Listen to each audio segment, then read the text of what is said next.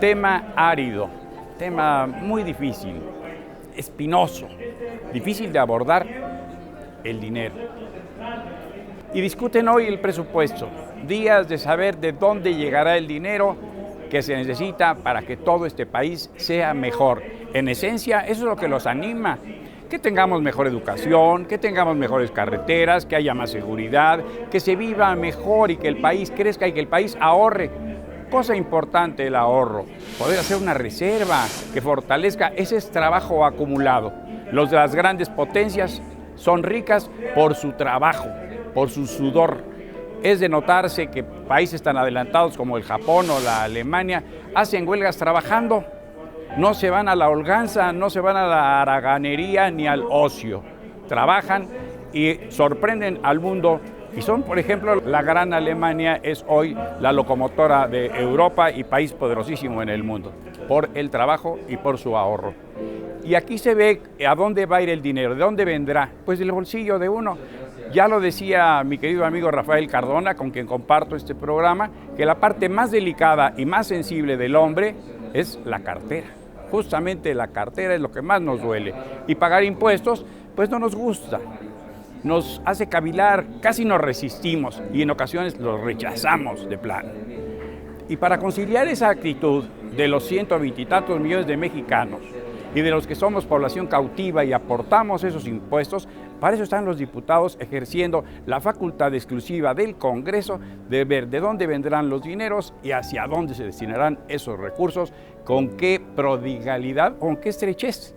Algunos recurren al sobado argumento de que es una cobija que no alcanza, es un mantel que unos tiran de un lado y otros tiran para el otro, otros que exigen, otros que piden.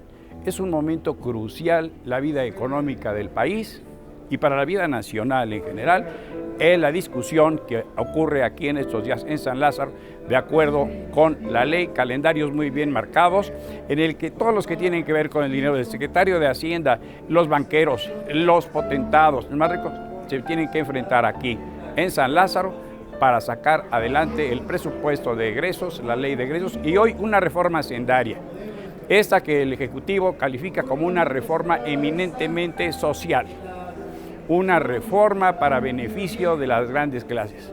Hoy urge mucho dinero porque las desgracias que han caído en semanas anteriores, desde hace un mes sobre el país, por grandes huracanes, llámese Ingrid, llámese Manuel, bautícelos como quiera, han puesto en laberinto al país, han consumido infinidad de hectáreas, han empobrecido, han quitado vidas, han despojado de bienes, unas aguas embravecidas, aguas sin control, que todo lo inundan, que ahí están y exigen y hacen sufrir, hacen necesidad, hacen urgencia, hacen demanda a esos mexicanos, millones que están sufriendo hoy en casi todo el país los efectos de los huracanes, quieren dinero. Debe salir de aquí.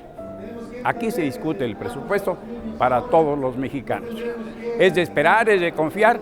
Uno, que nos acostumbremos a pagar los impuestos y que comprendamos que sin impuestos, pues no creceremos. Y sin trabajo, tampoco. Y sin ahorro, todavía menos.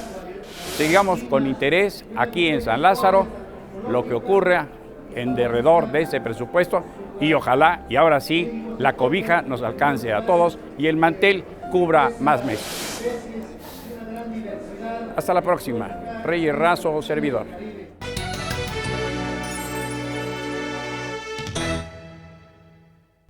¿Podrá ser esta una de las repercusiones de la anhelada reforma que aquí se va a empezar a discutir? Lograr la seguridad hemisférica en los términos que el gobierno de los Estados Unidos viene promoviendo desde los tiempos del primer George Bush, que por cierto fue director de la CIA también, ¿no?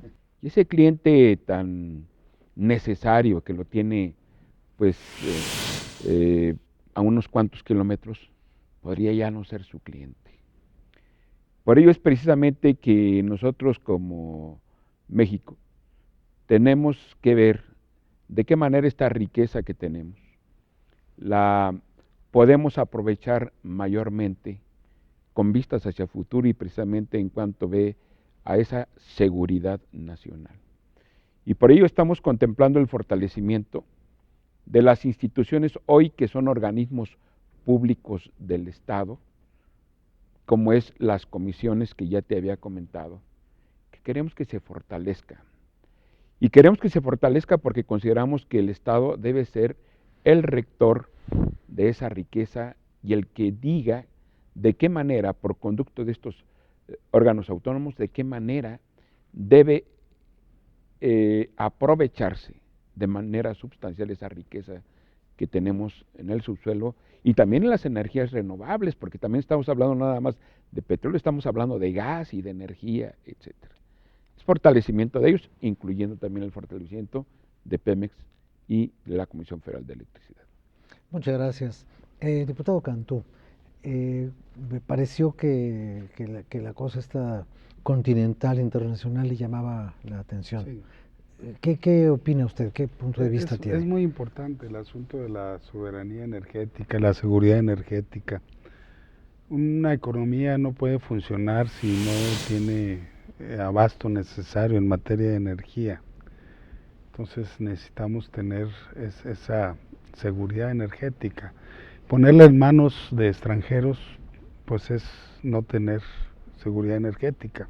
Entonces, son entes muy poderosos económicamente que después intentan incidir políticamente y por eso yo creo que es muy inocente darles entrada cuando ahorita los tenemos un poquito alejados y que eso nos evita problemas, ¿no?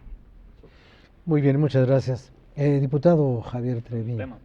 No, yo creo que ya le gustó el tema porque... No, sin duda.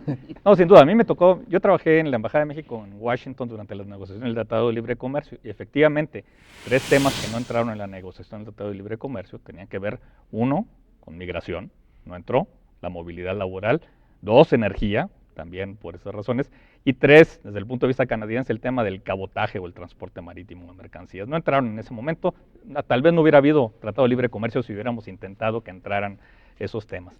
Pero hoy el mundo cambió. ¿Y qué está ocurriendo con el tema energético? Que hubo en los últimos 10 años una gran revolución tecnológica en el campo energético, particularmente en América del Norte. Y eso está llevando a que ni Estados Unidos ni Canadá necesiten más de las importaciones de petróleo. Ellos están produciendo lo suficiente, se van a convertir en países autosuficientes.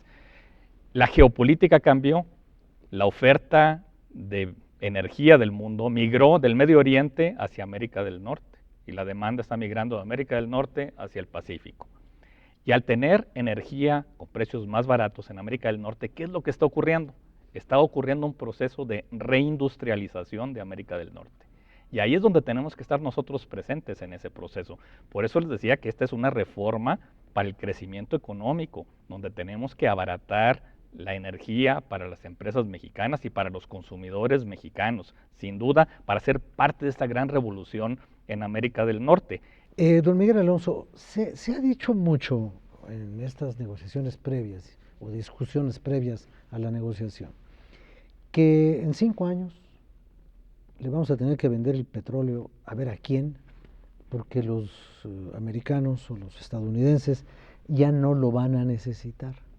O lo van a comprar solamente al precio que ellos digan, su disponibilidad total en materia de energía va a modificar el mercado y lo que hoy vale 100 dólares va a valer 8 o va a llegar a 6 como llegó algún tiempo en el gobierno de Ernesto Zedillo, 6 dólares el barril, y lo estamos viendo por ahí alrededor de 100. Y que entonces nosotros, ¿qué vamos a hacer? Entonces, ¿qué vamos a hacer? A ver, don Rafael, yo creo que en primer lugar, si se modifica el 28 constitucional y se le quita el carácter estratégico a los hidrocarburos, entra automáticamente a formar parte del Tratado de Libre Comercio, de la seguridad energética. Si lo que quedó en aquel entonces pendiente, ahora entraría al quitarle el carácter estratégico. Por eso no entró en aquel entonces. Bueno, en primer lugar, para dejar claro el asunto. Segundo, pues yo creo que México requiere definir su política energética con independencia, o sea, justamente viendo el contexto en el que estamos viendo, atendiendo la geopolítica y la manera como ha venido revolucionando el asunto. Y por eso requiere hacerlo pues con suficiente autonomía y decisión y protegiendo su seguridad energética, y creo que sería un error frente a lo que está pasando modificar la Constitución para que entonces vengan y cedamos frente a lo que está pasando en el norte.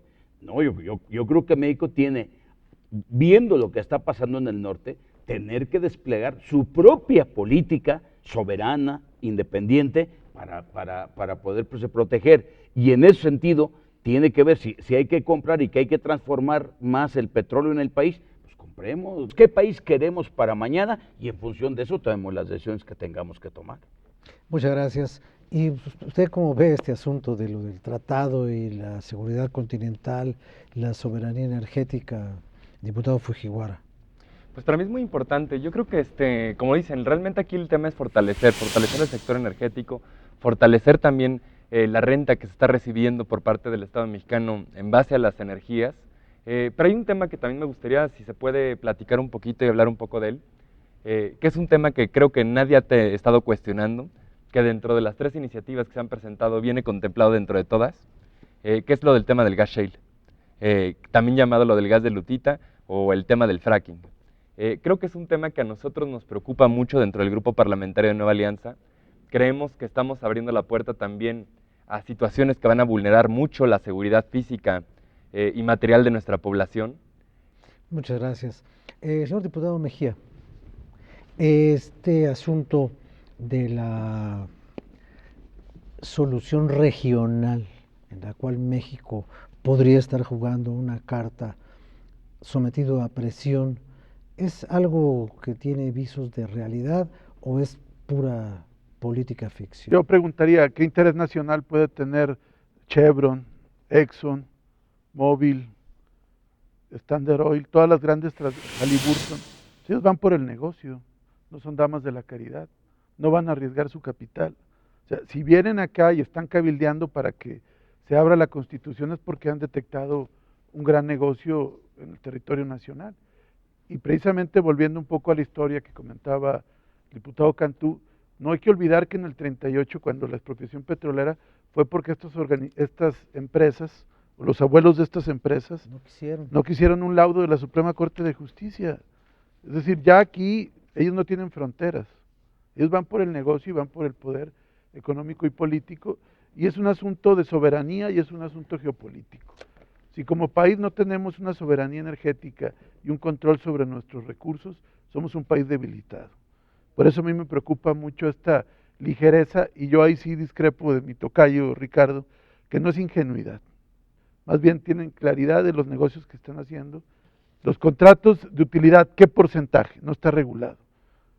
Se habla de aguas profundas, se habla de operaciones riesgosas, pero eso no viene en la reforma constitucional que plantean, y me parece muy extraño además. Vamos a hacer la última pausa y a partir de este momento ya cada uno de ustedes dispondrá de 1 minuto, ya en el orden en el que están sentados, para que no haya errores, y en ese minuto ustedes podrán decir a qué conclusión se puede llegar, no en materia de la reforma energética, sino en la materia de los temas que ustedes han querido presentar y plantear en esta ocasión.